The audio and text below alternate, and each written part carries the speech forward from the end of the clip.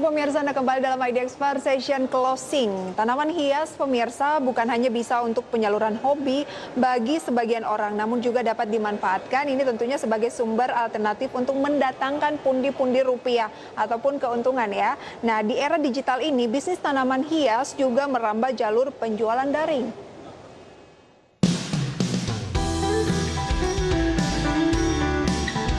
Anda tentu tak asing dengan tanaman hias yang biasanya ditanam untuk mempercantik perkarangan rumah dan bangunan lainnya.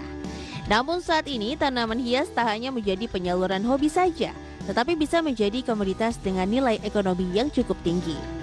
Seperti halnya dalam bisnis lainnya, usaha tanaman hias harus dijalankan dengan benar dan melalui perhitungan yang tepat agar mendapatkan keuntungan.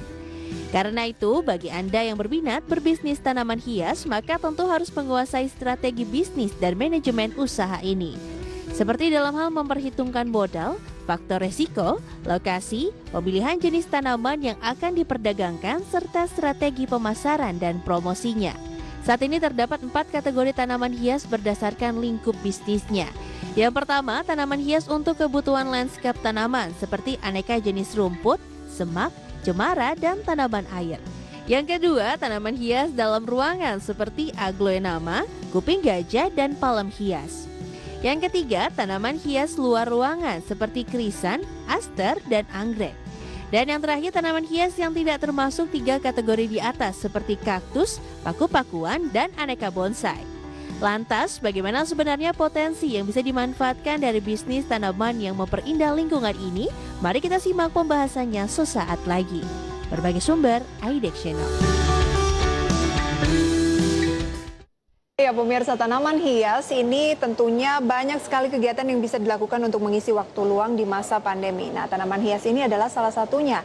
Nah, selain itu juga pemirsa ada transaksi online, kemudian bersepeda, yang mana saat ini menjadi tren di kalangan masyarakat. Dan kita akan membahas topik yang menarik ini pemirsa bersama rekan saya Fajar Wayong. Halo Fajar, selamat siang. Halo Risa, ya. Iya, Fajar, bagaimana laporan Anda mengenai aktivitas seperti bersepeda, kemudian juga berkebun yang saat ini memang menjadi tren di masa pandemi COVID-19? Oke, baik Risa dan juga Risa, bersama juga terkait dengan tema kita di hari ini. Ya, terkait dengan tadi ya, hobi-hobi yang dilakukan atau aktivitas terkait bersepeda ataupun berkebun, ini tentunya menjadi hal yang menarik untuk bisa kita perbincangkan.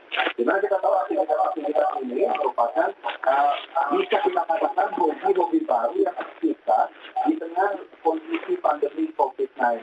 Seperti kita tahu masyarakat masih sedikit terkunci jika dengan adanya pandemi COVID-19, sehingga akhirnya apa yang harus dilakukan untuk kemudian mengisi waktu luang di tengah masih terbatasnya kegiatan saat ini. Sehingga akhirnya tadi ada muncul dua aktivitas, ada bersepeda dan juga berkebun yang akhirnya menjadi primadona, bahkan menjadi tren begitu ya di tengah masyarakat saat ini. Kita tahu di hampir semua daerah tren bersepeda masih menjadi salah satu aktivitas utama yang dilakukan, baik untuk kesehatan ataupun untuk rekreasi. Sementara dari sisi berkebun atau mengoleksi tanaman, juga akhir-akhir ini kita tahu cukup banyak masyarakat yang melakukan karena memang banyaknya pilihan dan banyaknya waktu untuk melakukan aktivitas-aktivitas tersebut. Sehingga ini tidak bisa kita pungkiri bahwa hal ini dipandang menjadi aktivitas yang menyenangkan sekaligus juga menyehatkan. Dan sepertinya semakin kesini semakin ramai karena kita tahu mungkin kondisi pandemi yang belum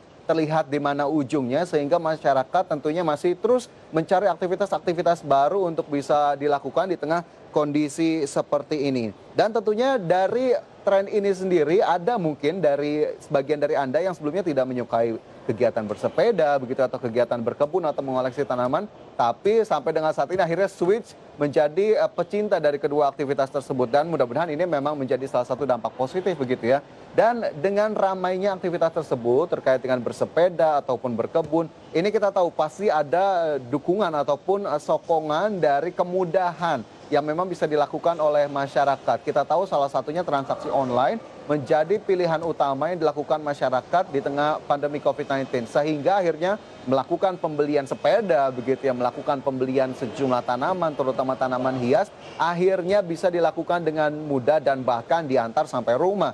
Dan ini akhirnya fasilitas-fasilitas yang turut memudahkan masyarakat untuk bisa tetap melakukan aktivitas-aktivitas itu. Dan sampai dengan saat ini sepertinya masih belum ada tanda-tanda penurunan begitu ya. Karena kita tahu biasanya satu tren akan ada masa jenuhnya. Tapi sampai dengan saat ini sepertinya masih terus berlanjut. Prisa dan pemirsa. Iya, Fajar, jenis-jenis dari tanaman hias mana saja sih yang sebenarnya menjadi favorit untuk berkebun maupun melestarikan tanaman hias di masa pandemi COVID-19 ini?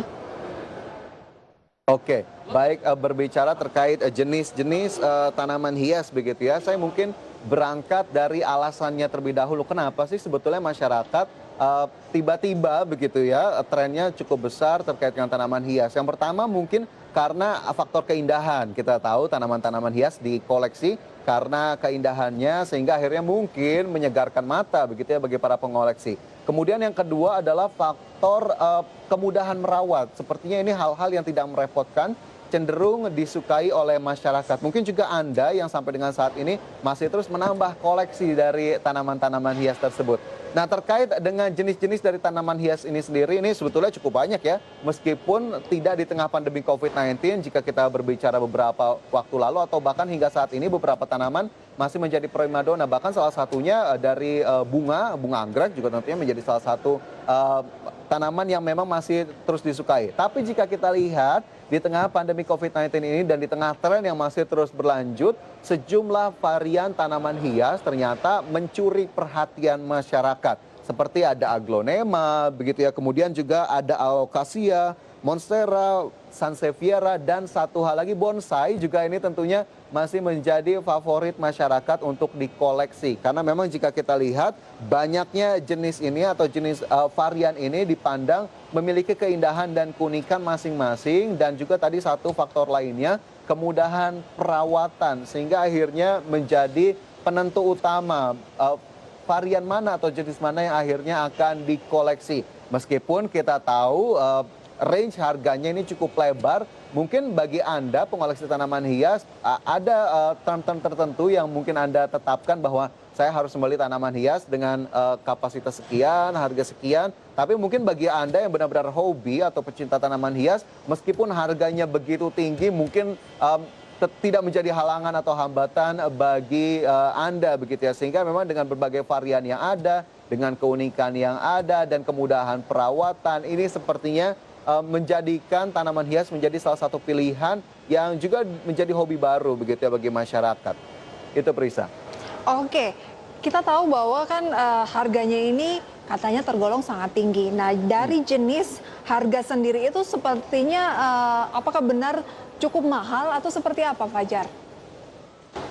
Oke, ini terkait harga begitu ya, tadi juga sudah saya singgung, Prisa, memang range harganya memang cukup lebar begitu ya. Dari yang termurah ada, puluhan ribu ada, ratusan ribu rupiah ada. Tapi jangan salah, sampai puluhan juta bahkan ratusan juta juga ada. Ini saya sedikit melihat sedikit data-datanya. Ada salah satu jenis atau varian yang harganya cukup fantastis. Ada Philodendron minima variegata. Ini bisa dibanderol seharga 114 juta rupiah. Dan ini hanya memiliki 4 daun bahkan. Ini akhirnya kita lihat nilainya begitu fantastis dari varian ini. Atau mungkin satu varian yang cukup ngehits begitu ya di tengah masyarakat saat ini adalah tanaman hias janda bolong atau monstera begitu ya. Yang bahkan jika kita lihat begitu ya di berbagai platform penjualan atau mungkin di toko-toko tanaman hias, ini harganya cukup fantastis sekali, juga bisa mencapai 100 juta rupiah.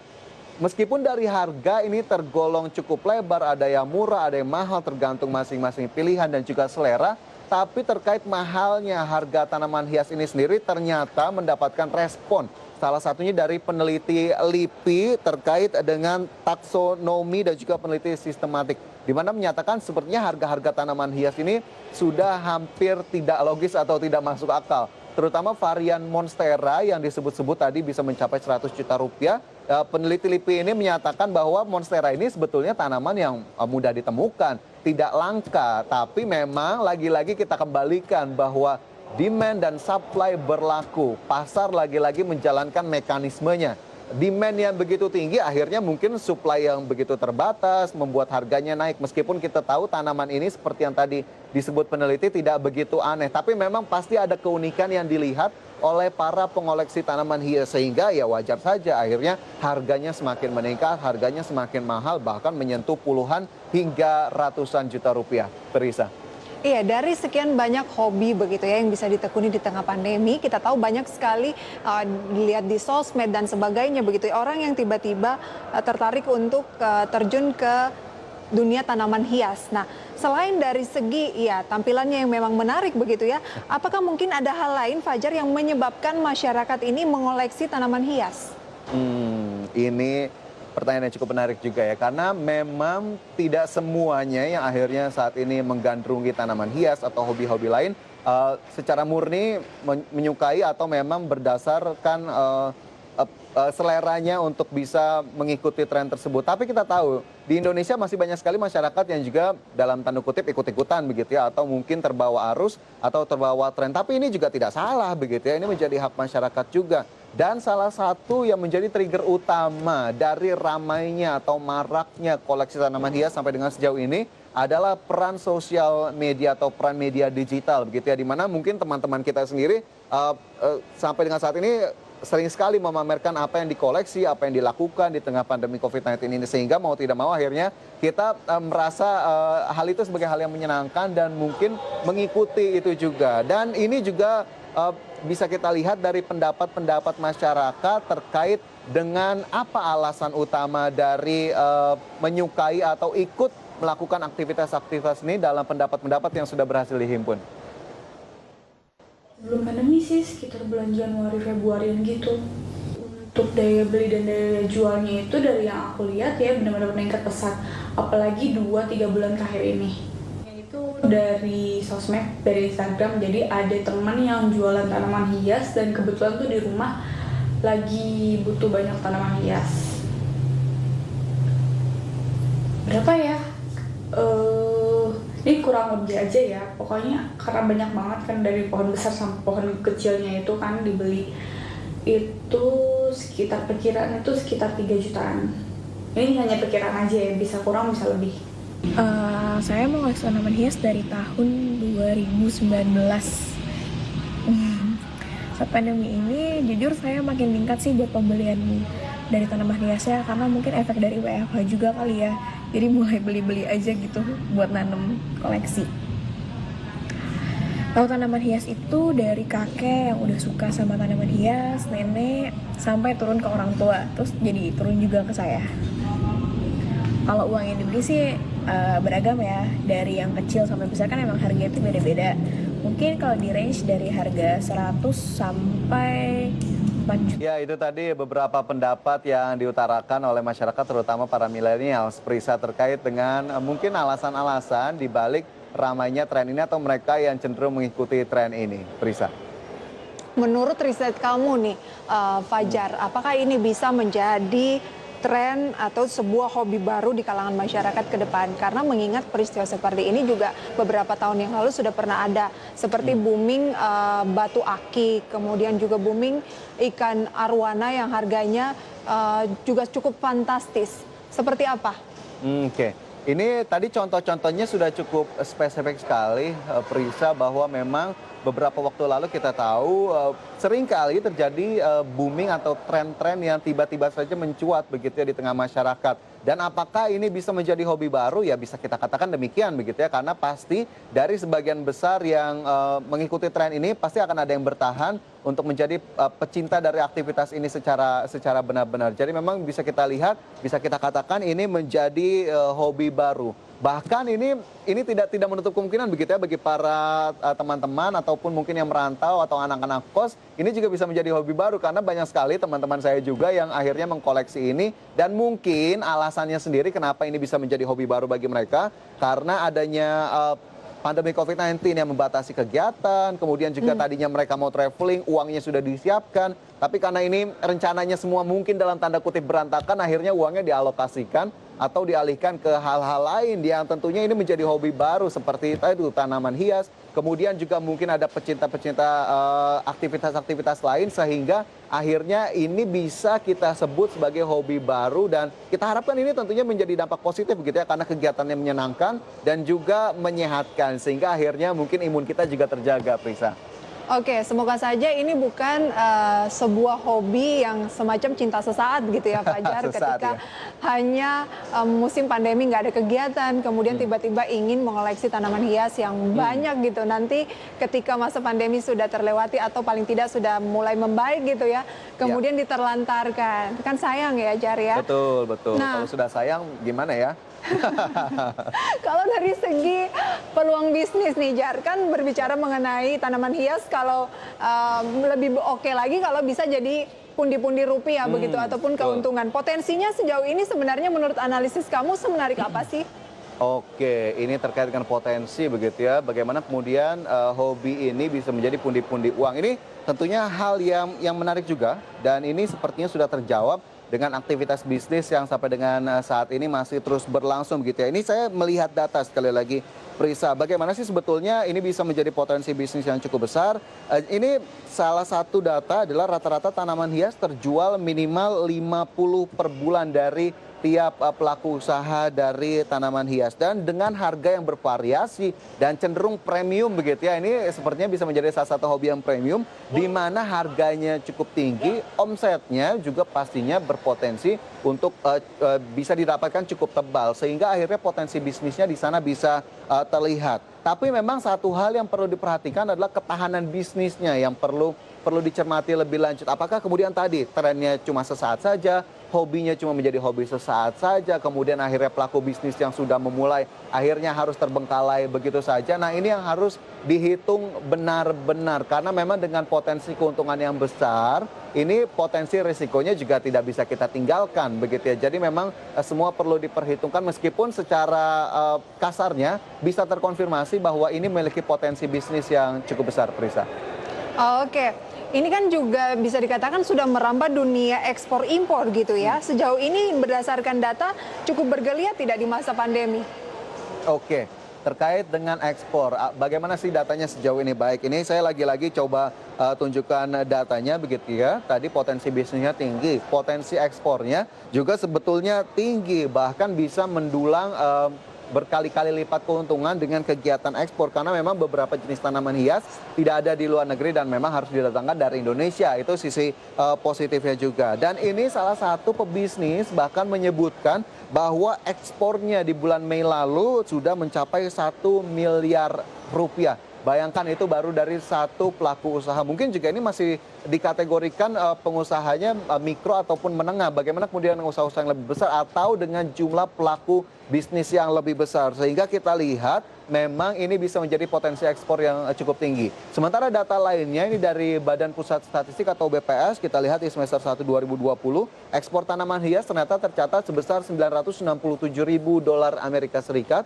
Sementara untuk ekspor bunga dan juga bibit bunga ini dinyatakan mencapai 3,99 juta dolar Amerika. Meskipun dari data BPS juga menyatakan bahwa dalam 5 tahun terakhir nilai ekspor sebetulnya masih cukup stagnan bahkan cenderung mengalami penurunan. Tapi mungkin ini bisa menjadi momentum bagi ekspor terutama komoditas tanaman hias dari Indonesia. Sehingga kita bisa konfirmasi kembali bahwa ini masih bisa berlanjut, potensi ekspornya tinggi dan kontribusinya terhadap ekspor nasional jika kita harapkan perlahan-lahan semakin meningkat, Prisa.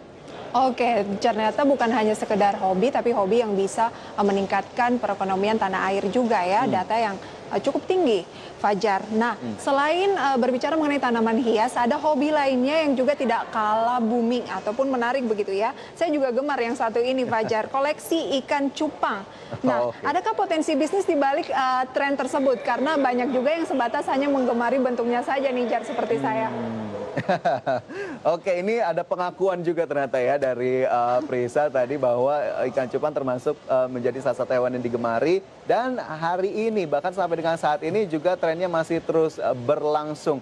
Nah, ini terkait dengan ikan cupang lagi-lagi hal-hal unik yang bisa kita perhatikan selain keindahan, adalah harganya yang memang lagi-lagi bervariasi, bahkan bisa mencapai jutaan rupiah. Dan jika kita lihat, memang ini potensi bisnisnya terlihat besar, tapi memang tentunya perlu ketelatenan ataupun ketelitian dalam melakukan pengembangbiakan sehingga akhirnya bisa dijual begitu ya ke masyarakat umum. Tapi satu hal lagi yang juga perlu di-highlight begitu ya, cara penjualannya juga cukup unik dari ikan cupang sendiri. Selain kita bisa temui dari toko-toko offline atau toko-toko di pinggir jalan atau toko-toko ikan begitu ya. Ini cara lelang juga dilakukan. Ini menggunakan kekuatan sosial media, menggunakan kekuatan Instagram dan juga beberapa sosial media platform lainnya. Sehingga akhirnya ini memantik atau menarik minat masyarakat lebih luas lagi karena cara penjualan yang unik, kemudian minatnya ternyata juga cukup tinggi. Bahkan di sana berlomba-lomba orang karena memang menggunakan sistem lelang dengan harga-harga yang sudah ditawarkan dan minatnya tinggi, harganya juga tinggi sehingga akhirnya laku-laku saja ini dengan harga-harga yang cukup mahal dan tentunya diimbangi dengan keindahan yang dipandang memang cukup menarik terutama bagi para pecinta ikan cupang itu sendiri, Prisa. Oke, sebelum kita akhiri, Fajar, kamu sendiri lebih tertarik hobi yang mana? Kalau saya lebih ke tanaman hias sepertinya. Oke, terima kasih rekan Fajar atas penjelasannya begitu ya. Semoga bisa menjadi referensi untuk pemirsa juga di rumah. Selamat bertugas kembali, Fajar. Iya, selamat bertugas, Prisa. Dan pemirsa, kami akan kembali dengan sejumlah informasi menarik lainnya sesaat lagi.